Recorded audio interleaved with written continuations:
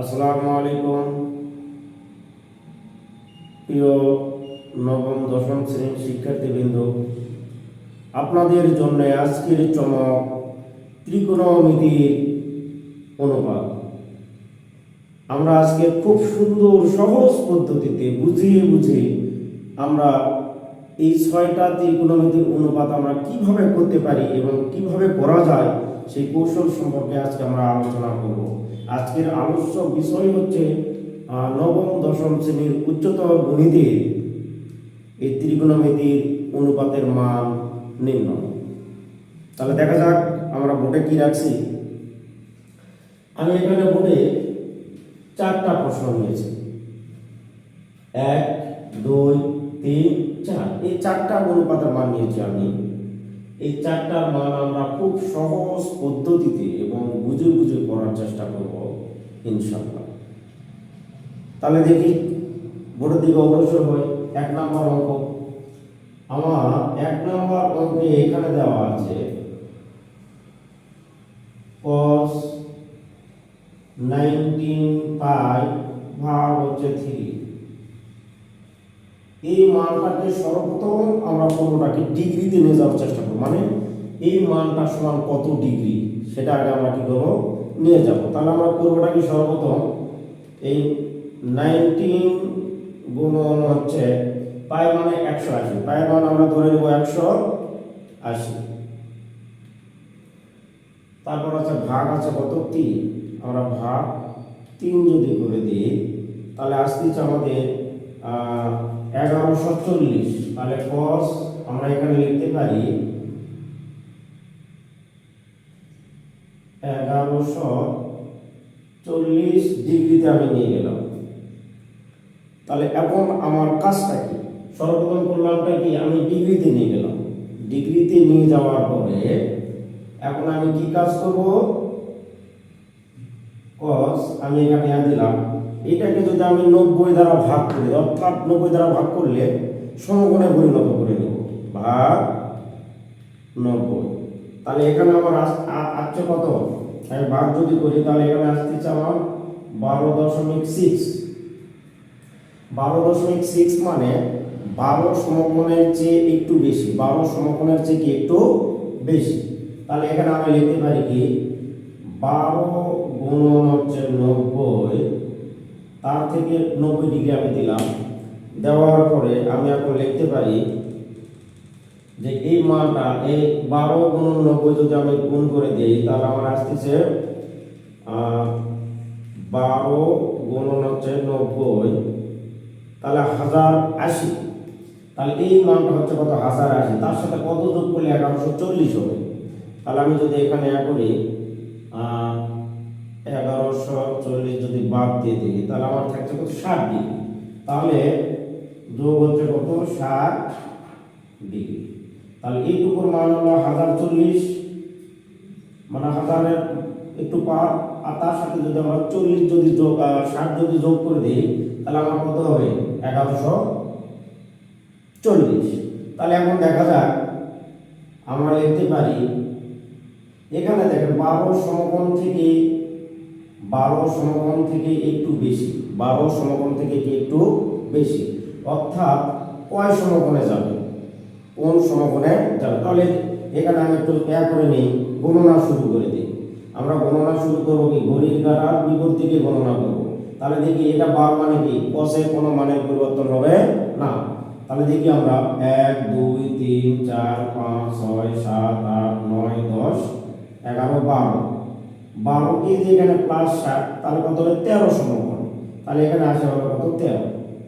তাহলে আমাদের মান কত হলো, 13 সমকোণ। তাহলে কোন চতুর্ভাগে আসতেছে, এখানে দেখুন প্রথম চতুর্ভাগে, আমাদের প্রথম চতুর্ভাগের মানটা আসতেছে।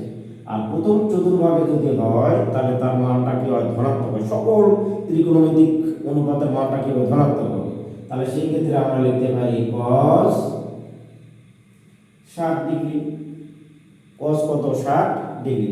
তাহলে cos 60 ডিগ্রি যদি হয় তাহলে এই cos 60 ডিগ্রি মান কত, তাহলে আমরা সরাসরি লিখতে পারি কত, হাফ। তাহলে এই মানটা আমাদের আসলো কত, cos 19 পাই ভাগ 3 এর মানটা আমাদের আসলো কত, হাফ। ঠিক আছে, তাহলে এটাই হবে কি আমাদের এই অনুপাতের কি আমাদের অ্যান্সার। এভাবে আমরা অনেক অঙ্ক আমরা করতে পারবো ইনশাআল্লাহ। তাহলে আগে সর্বপ্রথম আমরা এই পদ্ধতিও করতে পারি, বা এটাকে আমরা ত্রিকোণমিতির যে পায়ের মান ধরেও কি আমরা অঙ্কটা করতে পারি।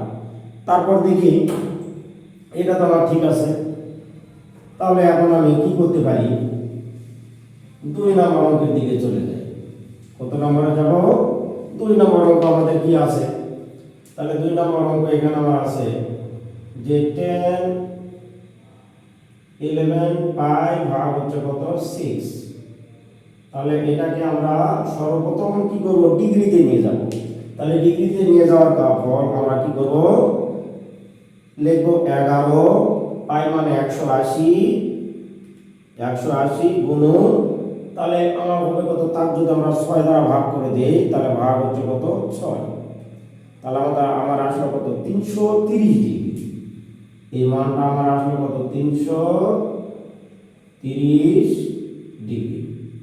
তাহলে এই 330 ডিগ্রিকে যদি আমি এখন 90 দ্বারা ভাগ করে দিই, কি করব, 90 দ্বারা ভাগ করে দিলে আমার মান আছে 3.6, অর্থাৎ 3 সমকোণের চেয়ে একটু বেশি। তাহলে এখানে আমি লিখতে পারি 10 3 গুণন হচ্ছে 90 যোগ হচ্ছে কত 60 ডিগ্রি। তাহলে দেখো এই 3 সমকোণ আমরা যদি করে দেই আমাদের মান কত আসে, আমরা কিভাবে বের করবো এটা, যেহেতু আমি 3 দ্বারা 90 কে গুণ করে দিব, 3 গুণন হচ্ছে কত 90, তাহলে আমার আসতেছে কত 270।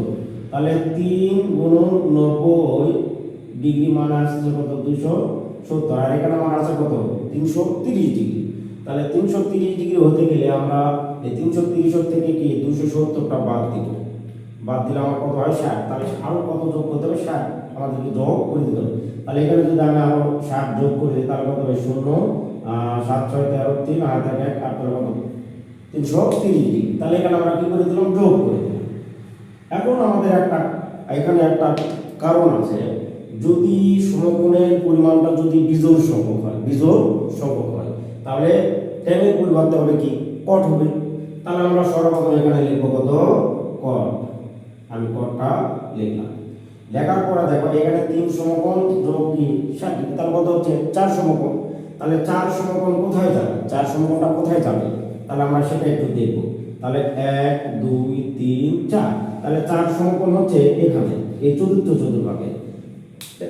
চতুর্ভাগে এই tan এর মান কিন্তু আবার কি ঋণাত্মক, tan এর মানটা কি ঋণাত্মক হওয়ার কারণে এই মানটাও কি হবে আমাদের ঋণাত্মক হবে। তাহলে ঋণাত্মক, তাহলে আমরা লিখতে পারি কত, এখানে লিখব কত 60 ডিগ্রি।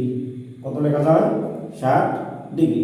তাহলে 60 ডিগ্রি যদি আমাদের মাইনাস cot 60 ডিগ্রি যদি আসে তাহলে আমরা এর মানটা কত হবে, তাহলে এখন আমরা মাইনাস 60 ডিগ্রির মান হচ্ছে কি 1/√3।